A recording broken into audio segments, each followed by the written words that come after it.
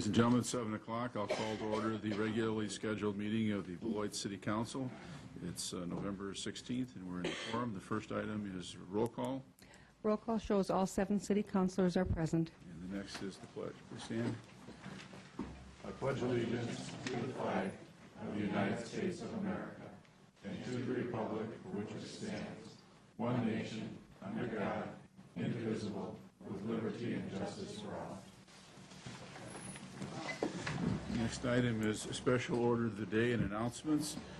This evening we have 3A, a CIVMIC award presentation for hazmat, snow and ice control training. Mr. Botts? It's my privilege this evening to introduce to the council and the community a couple members of our public works staff who have been doing things above and beyond what they typically do. And every year the CIVMIC company, as our insurance carrier, offers opportunities for just member citizens and member communities to submit for awards, and these are the 2009 Significant Program Awards.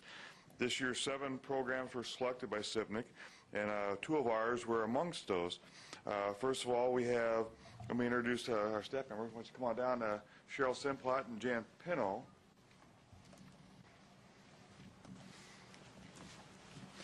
Cheryl's our environmental coordinator with the wastewater utility, and Jan's our supervisor of solid waste, who takes care of make sure that everybody gets all their stuff removed from the streets. But 2 of the program awards were, one was basic of HAZWOPER, awareness training for employees. And HAZWOPER is a training program developed to ensure that our field employees are better prepared to recognize and properly conduct themselves at an awareness level should they come across potential hazardous situations out in the streets. For example, you'll find a diesel spill at one of our local vending places around town. The staff was trained so they can recognize it and know how to deal with it if they come across it sometime. The awareness level programming is required to reach compliance with OSHA and is designed to ensure that employees can properly recognize hazardous situations, report to hazard solution, and protect themselves from exposure. Our field employees are trained at awareness level so they can also have minimize the potential loss to the public lands and infrastructure, and along with enhancing public safety.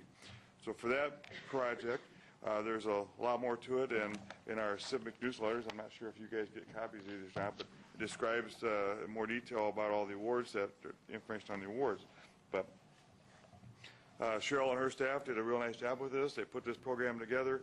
They've also, I guess let's say, submitted this to the EPA for their approval. They have a similar award program every year, and we've won, what, 2 of those, or one of those are? One from the EPA for the programs that they do. So they do a lot of work and trying to make sure that the public is safe, and we have some good staff that take care of that. Part of Cheryl's program was to go around and train some staff, so going to like our operations division and our other utility division people and training these guys how to recognize these things, and I think it was received very well. Yeah, about 64 were trained.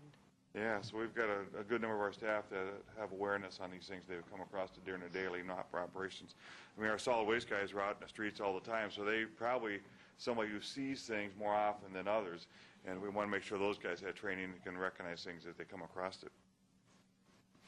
The other program that we had was the ice and snow operations safety training and environmental safety.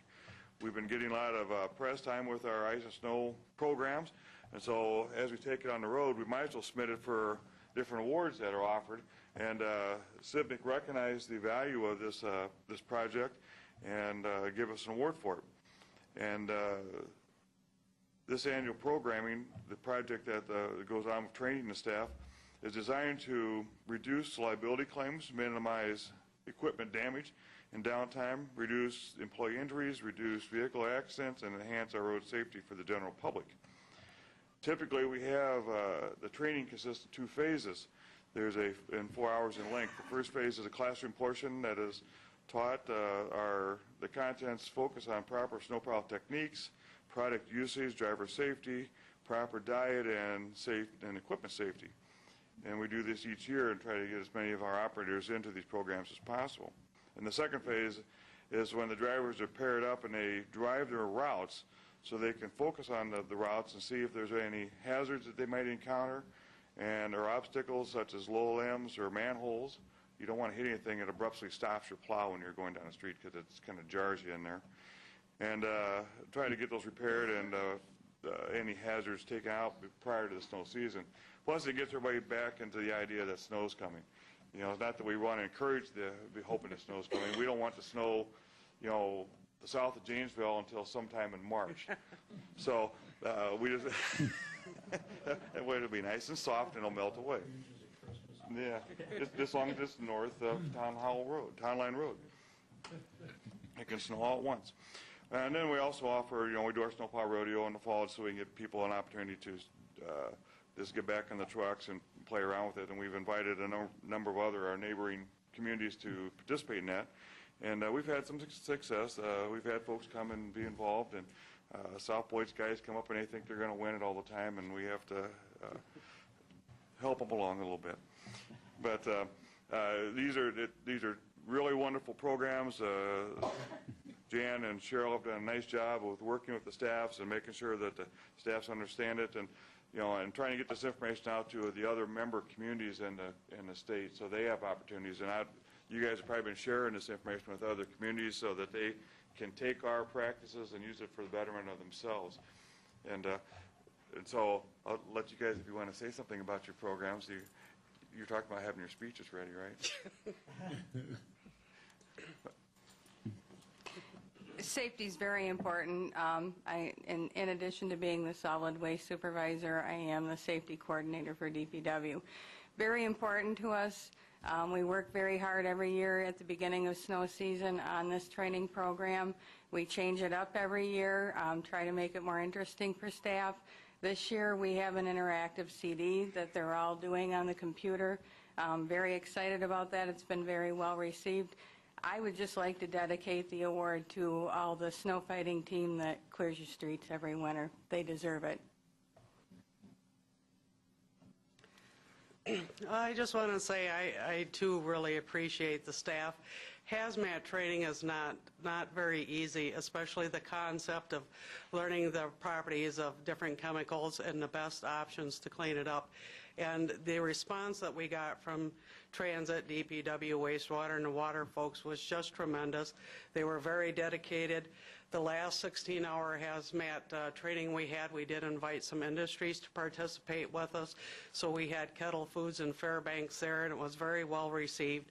And hopefully we can learn to work together and share equipment. So if there was ever truly a large emergency within the city, we can work with the industries and other commercial businesses to try to protect the public the best we can.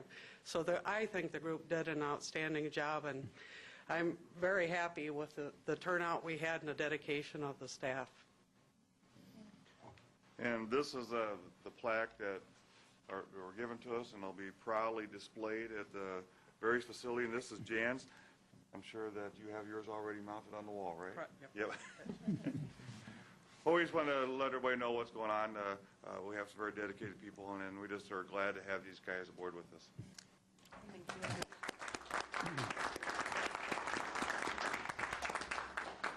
you. Cheryl, I'd like to add a personal note of thanks. If I recall, you were a real good team player way back in the 70s when we were on a softball team together. So it seems like you're still leading teams just fine. So congratulations. Thank you. All right, the next item is item 4. 4A this evening is a resolution authorizing a conditional use permit to allow indoor alcohol sales in a C2 neighborhood commercial district for property located at 2648 Prairie Avenue. This is a public hearing. Ms. Christensen, can you provide us with the staff report, please? 2648 Prairie Avenue is the location of Don Julio's traditional Mexican restaurant. They're currently operating a restaurant there, but without the alcohol sales. Prior tenants of this building did sell alcohol. The alcohol sales was just discontinued at one point. The most recent restaurant that had alcohol sales there was Mi Familia Restaurant. They had a Class B beer and reserve Class B liquor license. but the conditional use is required because the alcohol use was discontinued. Essentially, it's a 3,200 square foot building. There's 44 off-street parking stalls. This went out to the review agents, and no one had any comments or concerns. A public notice was mailed out to the residents. No one has contacted us, and no one showed up at the public hearing at the Plan Commission meeting. Plan Commission did hold a public hearing and recommended approval, subject to the conditions which are listed in the resolution, which are that this conditional use permit authorizes alcohol sales within the existing building located at 2648 Prairie Avenue, that the applicant shall obtain and retain all applicable liquor licenses while the conditional use is established and maintained. The applicant shall restripe the parking lot by May 1st, 2010. All dumpsters and recycling containers shall be enclosed in accordance with the Architectural Review Code by May 1st. The applicant shall enhance existing landscape strip along the eastern property line and ensure that the landscape strip complies with the Architectural Review and Landscape Code by May 1st. And the drive-through lane and window may not be utilized whatsoever. And the last condition is our standard one, that any major changes in the adopted conditions or use of the property shall come back through this process, but that staff may approve minor changes administratively. And Plan Commission did recommend approval. All right, I'll open the public hearing on 4A, a resolution authorizing a conditional use permit to allow indoor alcohol sales in a C2 neighborhood commercial district for property located at 2648 Prairie Avenue. Does anyone wish to address the council on that issue? If so, please step forward. Again, does anyone wish to address the council on a resolution authorizing a conditional use permit to allow indoor alcohol sales in a C2 neighborhood commercial district for property located at 2648 Prairie Avenue? And lastly, does anyone wish to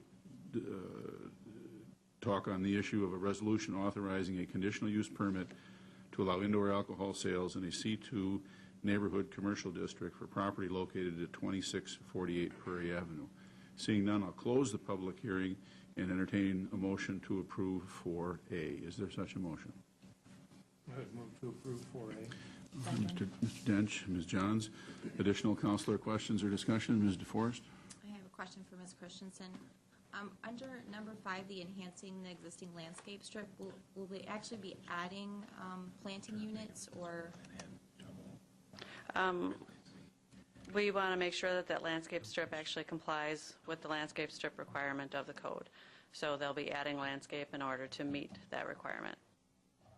And then I had a question about the drive-through lane and window. Do you anticipate that they will be approaching this body at some point in the future looking for approval to use those? No, it's just that there is one, and they need a conditional use to use it, and we wanted to be sure that they knew they couldn't use it. So we just wanted to be clear, and if they want to use it, they'd have to come back through here in order to get that approval, in order to do that. Sometimes it's better just to say that they can't do it if we think, I mean, because people sometimes assume that if there is a drive-through window in a lane, they must be able to use it, and they don't always ask that question, and so we wanted to just be clear that they knew what the code was. Okay, great. Thank you. All right, any additional councilor questions or comments? All right, there is a motion. Oh, Mr. Levy? Just a quick question. I wasn't at the last alcohol and commission meeting, but is this the resident that was having trouble proving that he was a residency?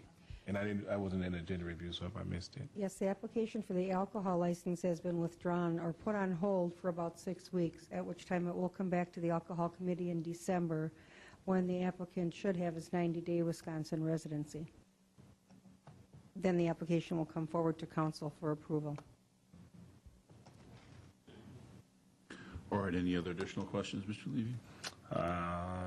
So it's okay to move forward with this? I'm just asking. Kevin?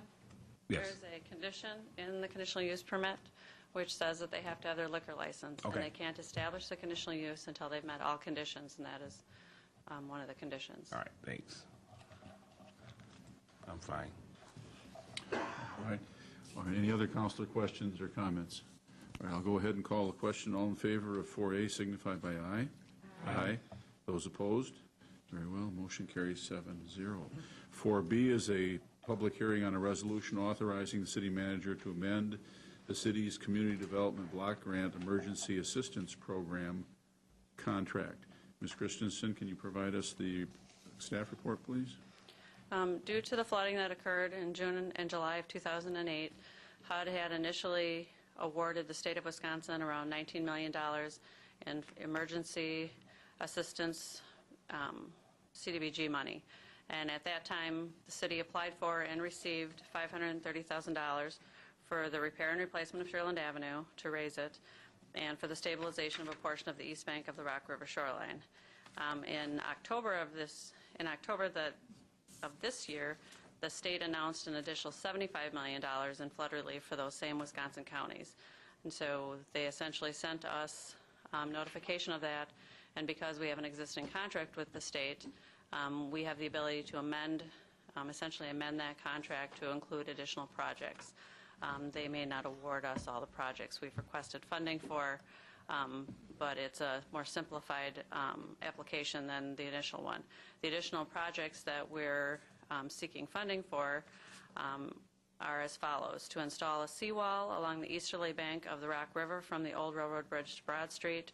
This is the river frontage of the post office at an estimated cost of $1.1 million. To replace the seawall along the easterly bank of the Rock River from the railroad bridge downstream approximately 200 feet.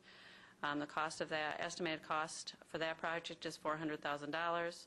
To install stream bank protection along the east bank of the Rock River from the existing riprap upstream to the seawall replacement at an estimated cost of $73,600.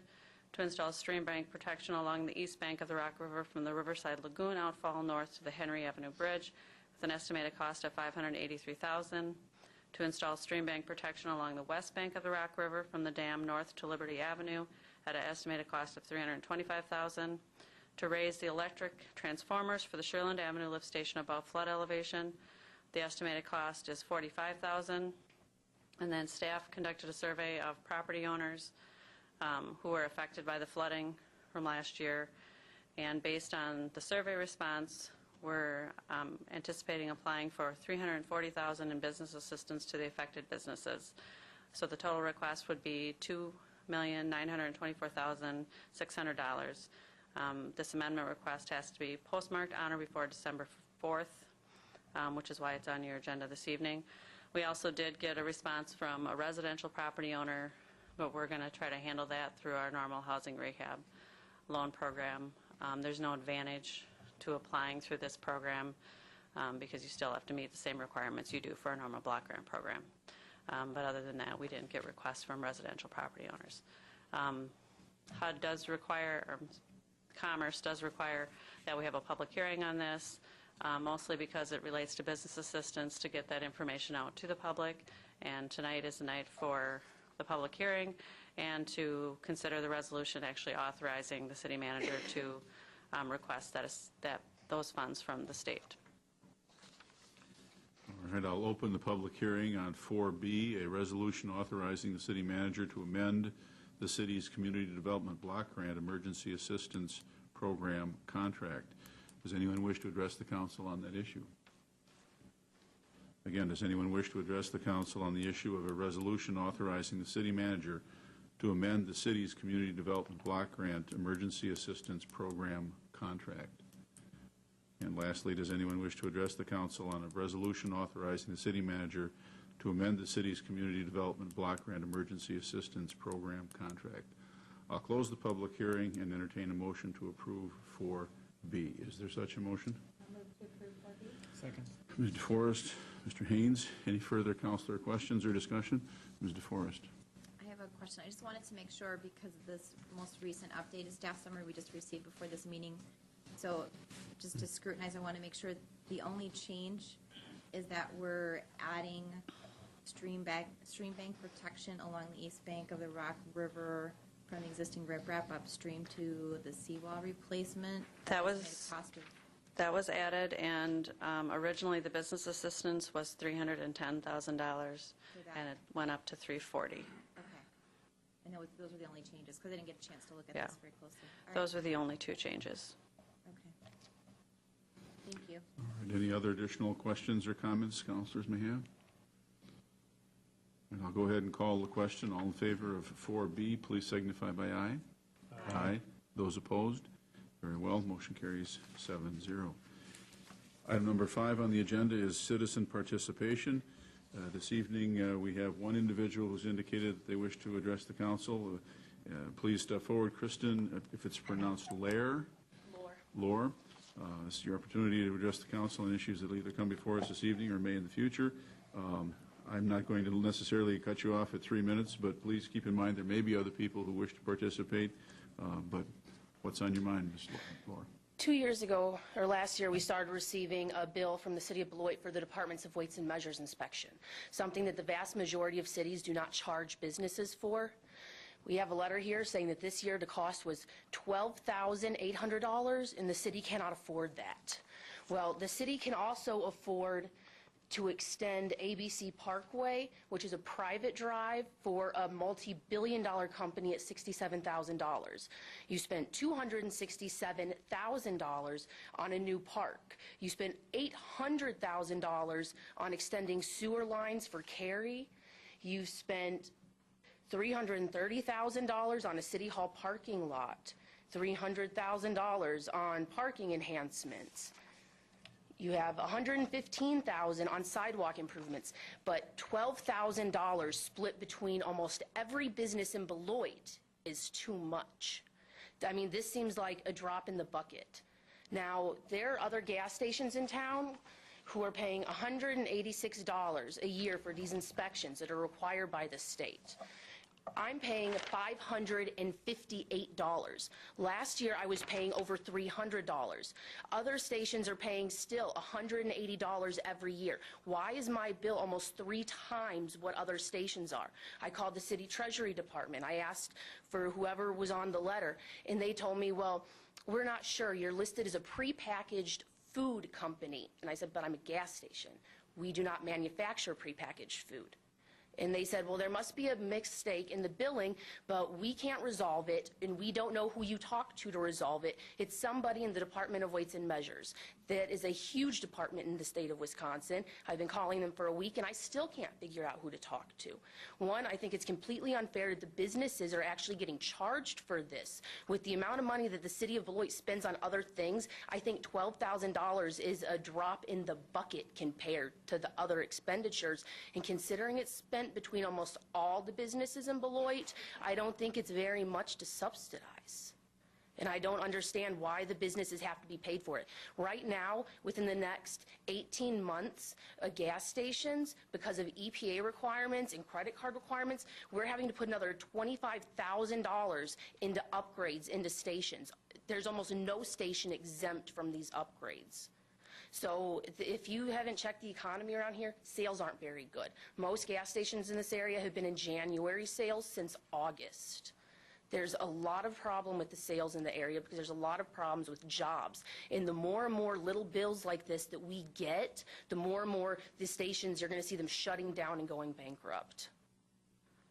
I mean, stations just can't afford this, not based on the sales in this area.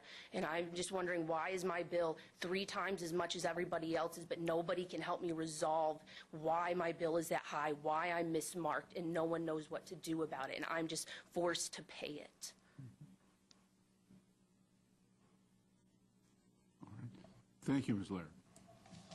I don't know that I can come up with an answer off the top of my head, but we'll have somebody research it and try and give you an answer. Thank you.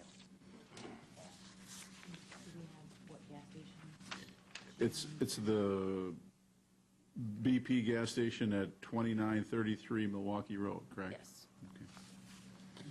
If you can get us, you have the name and the gas station, we should be able to look that up and tell you the basis for the bill. That's standard practice to charge businesses for weights and measures. It's the same thing as getting a bill for your fire inspection fees. Those are also statutorily required services, and most cities go for those. For several years, the city did actually subsidize those costs. That's why you got a first bill 2 years ago, and you'll get another bill this year if you haven't already. Is whether or not the bill is correct is another story. We'll check into that for you from the city and validate that the bill is correct. If not, it'll be corrected. My husband has run gas stations for over 15 years, and in over 15 years, and now it's been about 20 years, he has never once seen a bill for anything of this sort until last year. For the departments of weights and measures, yes. He's never once seen, because the majority of cities that we know people who own businesses in, a lot of people have told us that people don't charge for these. Usually this is a cost that is absorbed by the city for the businesses, because there's enough expense on a business's head already, especially in a down economy like this. Our understanding, we'll be happy to check in. And I already talked to the Treasury Department, and they let me know everything about the number of hours the inspectors were there and everything else in your system. None of it could be changed. None of it could be challenged or anything else, even though it's not accurate. Certainly, if there's a mistake, it can always be corrected. That's not a correct statement. And we'll check into it to make sure that the billing is in fact correct and that it reflects the service that was provided for your business. Okay, it's just because I have other bills here from other gas stations. It goes on a basis of time and how much time the inspectors spend at your station. I have the exact same number of products and the exact same number of gas pumps as the other stations do, and all the other stations that I've checked with are being charged one rate, and my station has a higher rate. It's also marked as something that's completely different. Ms. Lair, we're not going to be able to resolve it tonight. Can't do anything about it tonight. We'll have to have staff check into it tomorrow. All right, thank you. Anyone else wish to participate in citizens' participation? All right, we'll move on to item number 6. Item number 6 is the consent agenda. All items listed under the consent agenda are considered routine and will be enacted by one motion. There will be no separate discussion of these items unless a council member so requests, in which event the item will be removed from the general order of business and considered at this point on the agenda. This evening, the consent agenda consists of items A through E. Do any council members wish an item removed from the consent agenda? Seeing none, is there a motion to approve the consent agenda this evening? Move to approve. All right, Ms. Johns Second. and Mr. Dench. All in favor signify by aye. Aye. Those opposed? Very well, motion carries 7-0. Item number 7 this evening is a consideration of ordinances. 7A is a proposed ordinance to update the Code of General Ordinances of the City of Beloit. This is before the council for a first reading with a request to suspend the rules and proceed to a second reading. Ms. Alexander? Yes, this is our usual quarterly update to the code book. These are all the ordinances that you've approved in the last quarter. So the book is updated as well as the city's website. All right, is there a motion to suspend the rules and proceed to action on the merits this evening? Move to suspend the rules. All right, Mr. Haynes, Mr. Dench, council discussion? All in favor signify by aye. Aye. Those opposed? Very well. Is there a motion to approve 7A? Mr. Levy Second. and Mr. Dench. Again, further council questions or discussion? I'll call the question. All in favor signify by aye. Aye. Those opposed? Very well, motion carries 7-0. Item 7B is a proposed ordinance to amend sections 14.06 paren 2, 14.06 paren 4, 14.06 paren 6 paren A and B, 7.11 paren 2, 7.22 paren 6 paren A, and 8.20 paren 4 paren A, and to repeal section 7.185 of the Code of General Ordinances of the City of Beloit relating to rental permits, rental inspections, and local agents. This is before the council this evening for a first reading. Ms. Christensen, can you give us a staff report, please? As we came close to the rental permit process for 2010, we decided to take a look at the actual ordinances that govern it, and we came up with the proposed ordinance with, we think, pretty minor changes. To begin with, the city, in the ordinance, it says the city clerk issues the rental permits. Since that permit is issued by the Housing Services Division, we made that change to remove the city clerk off that ordinance. There is a local agent requirement in the rental permit ordinance, which is then carried forward in a couple other chapters, which is why it is being proposed to be removed in a bunch of different sections. But legally, I mean, the attorneys have said this doesn't provide us much relief in getting the code violation, although we can start with the local agent. Ultimately, the property owner has to get the citation. So if we do issue orders to the local agent, we then have to issue orders to the property owner before a ticket can be issued.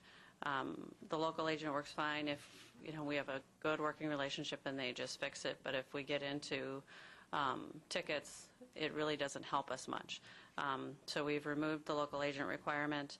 And then there's 14.064 is amended to remove all references to past rental permit cycles. It was a little confusing to follow. Essentially what's in there now is the current rental permit cycle, which begins March 1st and runs through the end of February. This is on your agenda for first reading tonight, and I'll entertain any questions you may have on the ordinance. All right, thank you, Ms. Christensen. Are there questions for Ms. Christensen? Mr. Levy?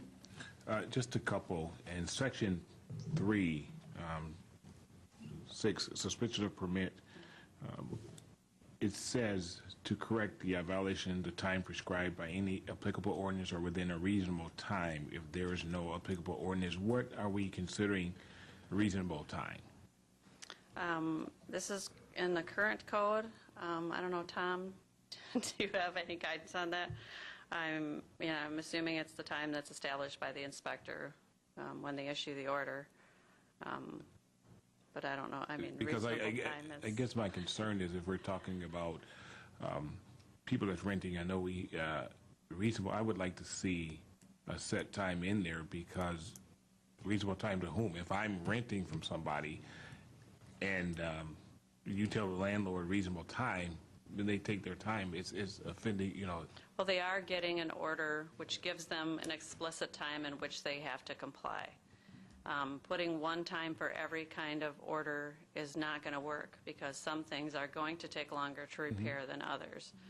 So putting one time for all violations, I think, would be a mistake. They are given a time frame in which to complete when they're issued an order.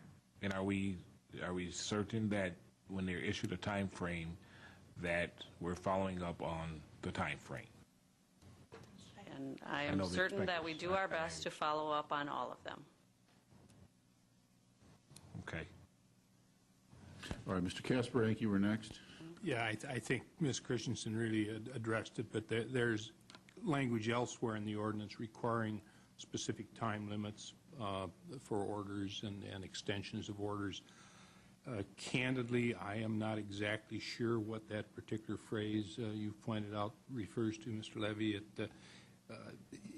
Where there's no applicable ordinance, I'm not exactly sure what orders we could be giving someone if there's not an order supporting it. It's intriguing language. It's been in there for years.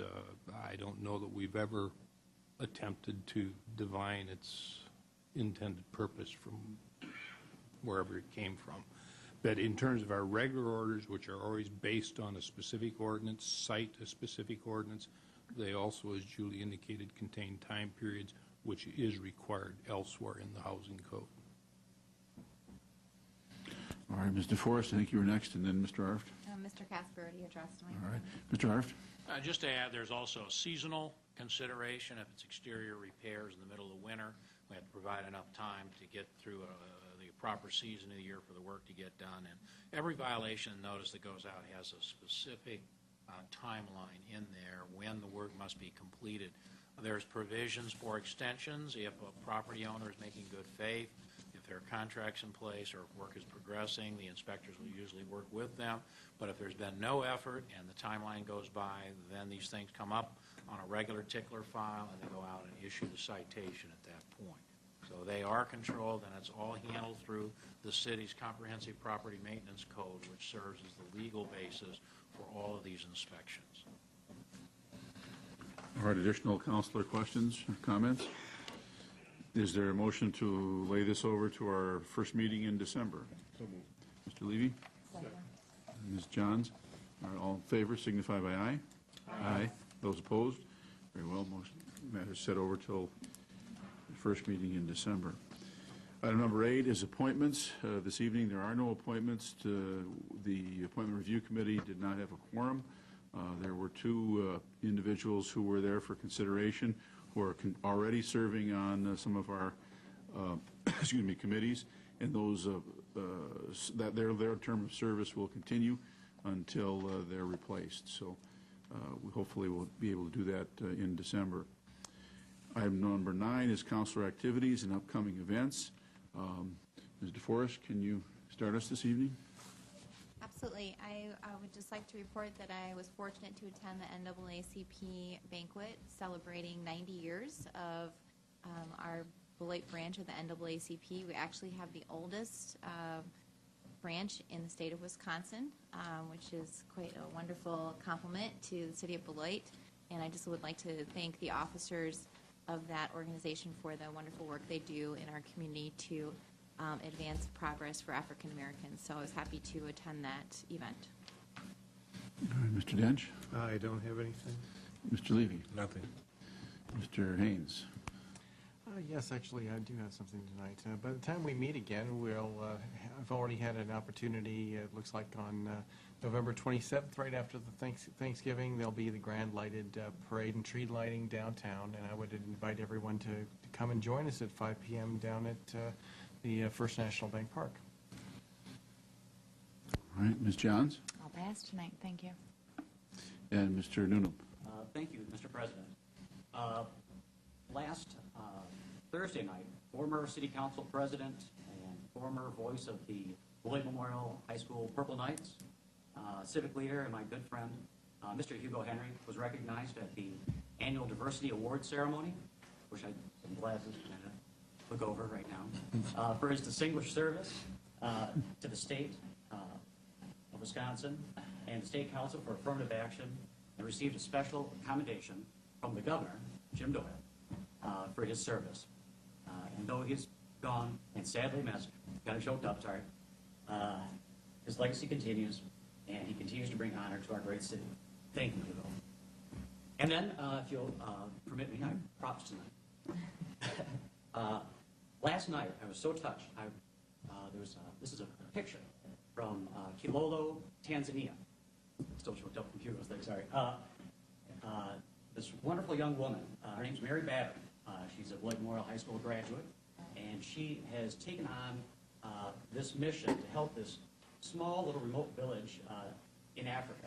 And it was such a touching story. She was going through how, every little penny, what it can do for these folks for their lives. And I could go on for a long time. I would encourage you, she's giving this slide presentation all over the city for the next couple of weeks trying to raise money for them. I would encourage you to attend that.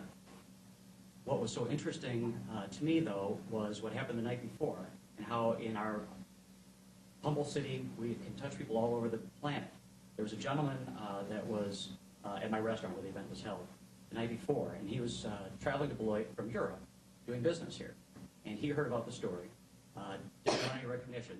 But so this gentleman from Europe in Beloit, Wisconsin, donates to this organization here in Beloit that's donating money to this group in Africa. How fascinating these small little gestures affect everyone around the world in our little city. That was just a nice little story. And I was fortunate to attend last week the National League of Cities meeting in San Antonio, Texas, a series of meetings. I know in the past the entire council has had the opportunity to attend.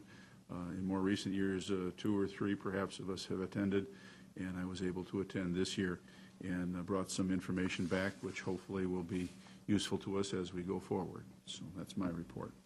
Number 10 is on the agenda is City Manager's presentation. There is none tonight. Number 11 is reports from boards and city officers. 11A is a resolution approving the naming of a park located at 540 Colby Street, Lucius Lyon State Line Prairie Park. The Parks and Rec Advisory Committee has made a recommendation for approval, and the Plan Commission also looked at it with a 4-to-1 recommendation. Mr. Botts, can you give us the staff report, please, sir? Certainly.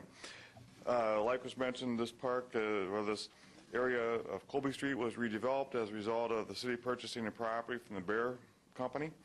It's being redeveloped as basically a passive site where it'll be native plantings and trails and access into the Turtle Creek area.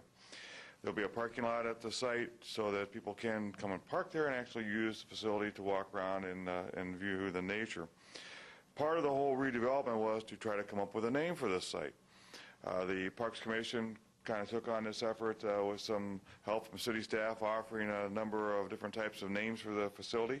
And as a result of a couple of commission meetings, the commission,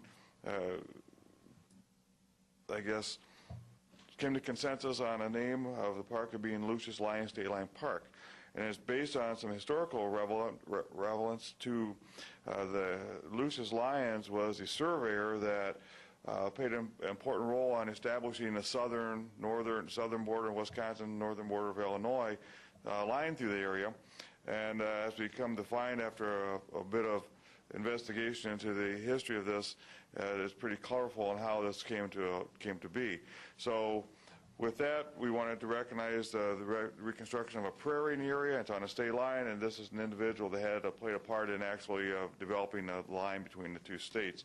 So the Parks Commission considered that name and voted in support of that and offers that to the council for their consideration.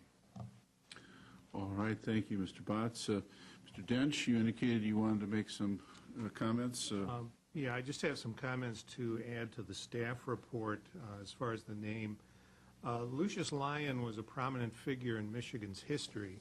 He helped draft their state constitution, and he served as one of its first senators after it was admitted to the Union.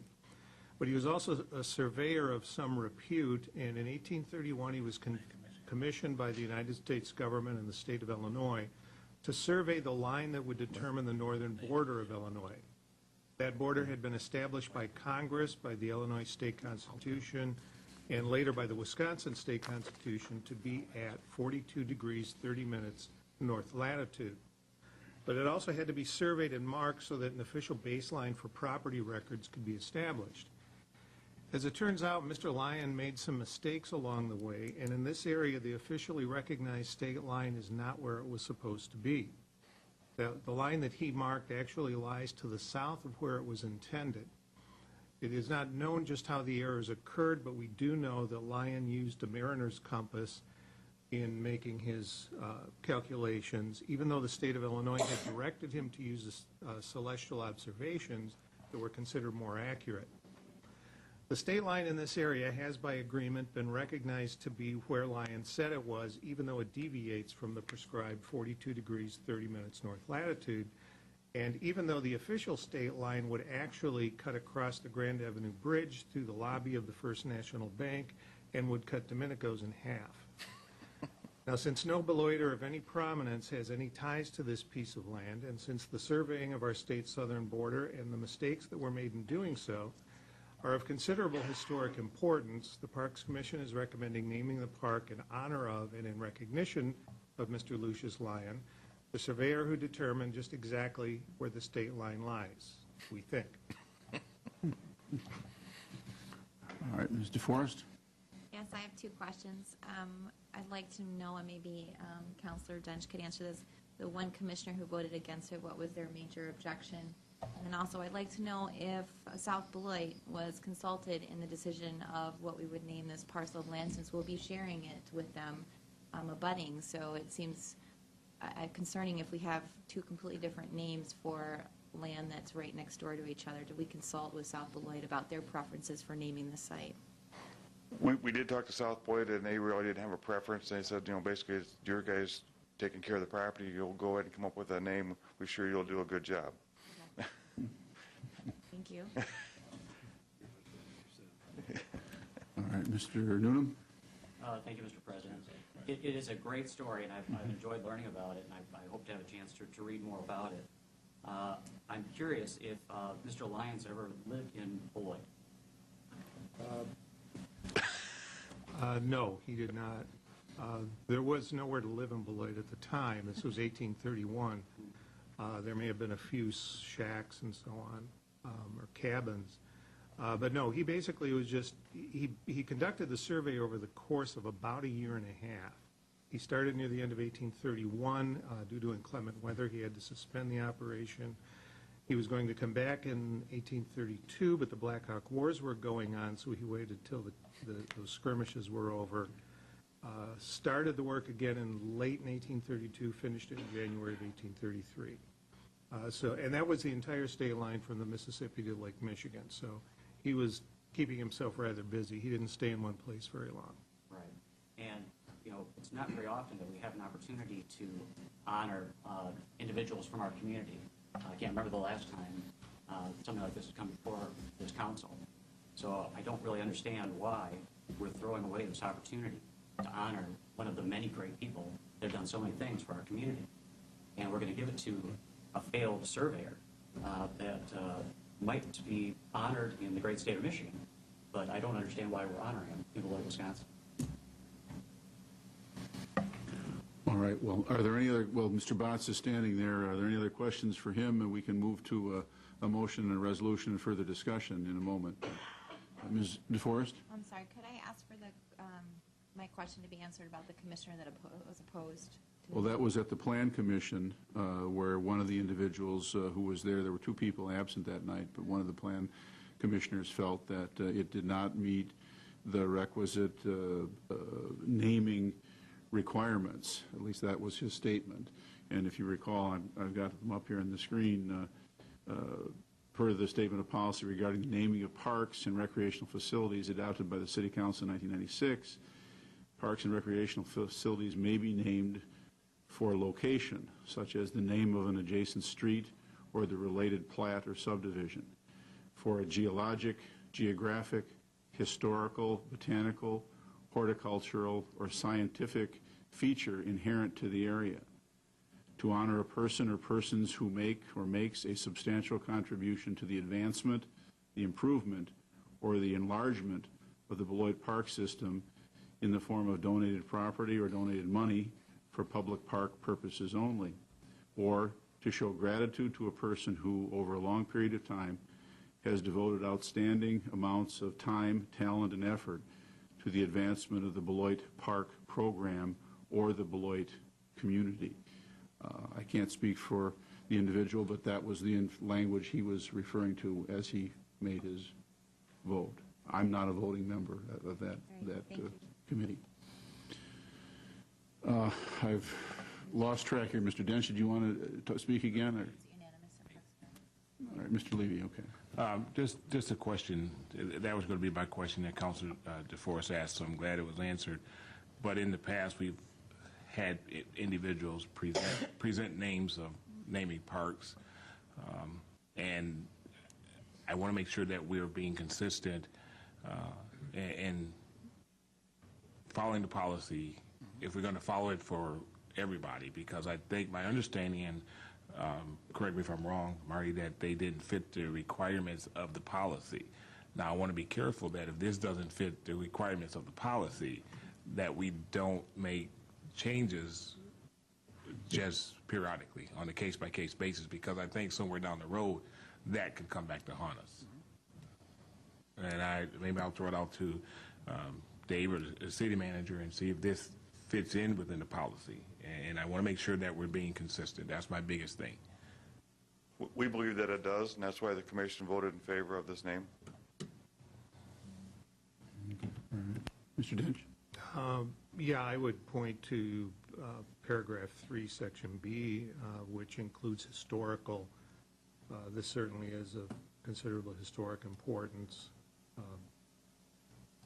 So I think, that's where this would fit into the definition. And just, I think in a lighthearted fashion to address Councilor Newnham's concern, this was a brownfield site, and not in a particularly attractive one, and was be developed basically as a restoration to contain the contamination that's in there. I don't think it would be any great honor to a fellow Beloiter to have that piece of land named after them.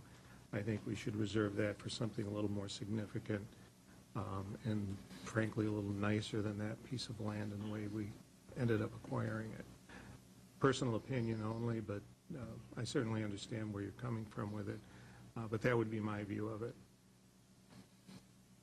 Mr. Newnham? Thank you.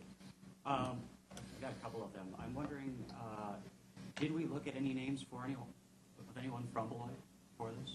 Did anyone's name come forward, or any organization, or the former tribes that came through here? Anybody? No. No. The Is the only name that came forward? No, the list that the commission, the Parks Commission was looking at, there were not. Is it time sensitive? Does this have to be done this week for any particular reason? Not particularly. Okay. So I'm wondering then if maybe we could go with more of a simpler name or throw back to something else like State Line Prairie until after, say, a certain period of time when people do see the beauty. It's very easy to drive by it right now, and it does not resemble the former site that it once was already. And once, in 5 years, once those prairie grasses have grown up, it's going to be a very beautiful amenity to our community. It would be a tremendous honor for so many people. Somebody from Beloit Corporation that affected so many lives throughout thousands and thousands of people's lives for generations in this area. Maybe Harry Adams, and that would fit into the whole trying to draw people to the community, talking about food cluster with his creating the corn curl here, and his other civic duties. And I think he was the last mayor of Beloit, I believe. There are many great people that have gone forward that would be great people that we could put forward to tell the history of Beloit. I think we're throwing this opportunity away willy-nilly. We don't want people to say, go to Beloit because they know no boundaries for this reason. We want them to say, go to Beloit because they know no boundaries because we cannot be stopped because we are an incredible community. All right, well, so we can continue the discussion and ultimately perhaps have a vote on it, is there a motion to approve 11A? I would move to approve 11A. All right, Mr. Dench, is there a second? A second. All right, Mr. Haynes. All right, any further counselor discussion or questions? Ms. DeForest? I guess I just would like to make one comment. Certainly the Parks and Rec commissioners, they're volunteers, and I'm assuming they deliberated this and had extensive discussion, and I guess I would want to honor that they made this decision unanimously as a body, and assuming they deliberated this and drew the conclusion that they did. I have reservations about where we as a body take the hard work that volunteers on commissions have done and then just say we don't like it, and so we're without a very good reason. And I'm not sure, Eric, if your reason is strong enough to discredit the work they've done on this to come up with this name. So I'd just like to make that comment. Thank you. All right. Well, I'd like to weigh in here first to Ms. DeForest's comment. I don't think it's a discreditation that takes place. Our job is to review the work that's presented. It's our responsibility in our election to make a determination. We certainly can take the input, and we do in many, many things, but it's not a discreditation of prior activity. We have a reviewing function that's independent of their function. My point is that I do not think that this is a proper name for this location. I don't think it's following our guidelines. I don't think it fits in for a geographic, historical, botanical, horticulture, or scientific feature inherent to the area, not just a historical event. It's an interesting fact. Mr. Dench and the commission worked hard bringing this forward, and it's certainly meritorious of mention or a plaque or something like that, but I think it does not rise to the level of our naming criteria. And as a practical matter, echoing what Mr. Noonan said, it's hard to imagine why should we honor a fellow 100 and some years later who made a mistake. Those are my thoughts on it. Mr. Noonan? Right. Well, thank you for that answer. It's my thoughts too, and I surely do appreciate everyone's volunteerism throughout the community. I know that you know that as well, and I know that you do as well. And but Jim's right. We have a responsibility to look at this, and these decisions affect us for generations. I'm going to bring up one last point, though highly unlikely and probable, but we are potentially making a vote that could affect this community in, say, 100 years or 200 years. We don't know what's going to be happening. Boundary agreements have always been a great source of contention, whether it's you and your neighbor or whether it's with countries. And what if, in 100 years from now, borders are being disputed in the states? God forbid. But what if? We're taking a vote right now that legitimizes what he has done, which is made a mistake. And that could potentially be dangerous to the city in years and years down the road. Highly improbable, but possible. All right, is there anything new councilors wish to bring up or discuss? I'll get ready to call the question. If not, Ms. DeForest, something new? Can I make a motion that we lay this over for further discussion? Well, you certainly can, whether there's a second or not. All right, discussion on Ms. DeForest's motion. All right, Ms. Johns? Just wondering what purpose it serves to lay it over. What do we want to do while we lay it over? I would like to talk to some more individuals about it. I'd like to talk to the Parks and Rec committee about it and get more input from the general public about how they feel about it. So I personally would like more time to consider it before I vote on it. All right. All right, I'll call the question. All in favor of the motion to lay it over? You didn't say any particular time limit. I would assume that would be to the next meeting without it being said, Ms. Alexander. Is that accurate? I think you just clarified. Okay, to the next meeting. All right, all in favor signify by aye. Aye. I think that was 4. I'm not sure, but could you raise your hands? Who would? 1, 2, 3, 4. Okay, 5. All opposed? Nay. All right, the motion is laid over, or the item is laid over to our next meeting then. Item 11B is a resolution approving the naming of a recreational facility located at 534 4th Street, to John Rose Canoe and Kayak Launch. Mr. Botts? This is another new facility that the city's constructed. And when we were discussing this facility, and it was brought to our attention that there's a gentleman that had worked for the school district for a long time and promoted the outdoor adventure program. And a number of the counselors had been involved with him, or a number of commissioners had been involved with him and understood what he had done for the school district. And when we were looking at the possibility of naming that facility as part of that, his name was certainly brought up to the attention. And he was an avid pioneer and was a supporter of the kayaking and canoeing in the area, teaching a number of children who went through the high school system. So with that, the commission discussed it, understood it, and made a recommendation that the kayak and canoe launch be named after Mr. John Rose. And with that, we'd like to offer the council that recommendation.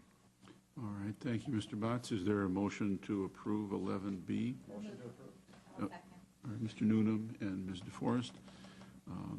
I certainly think that this is an appropriate honor. I know Mr. Rose, or knew him rather, and it certainly fits right in the third of the criteria to honor a person who makes a substantial improvement, or rather contribution to the advancement, improvement, or enlargement of the system.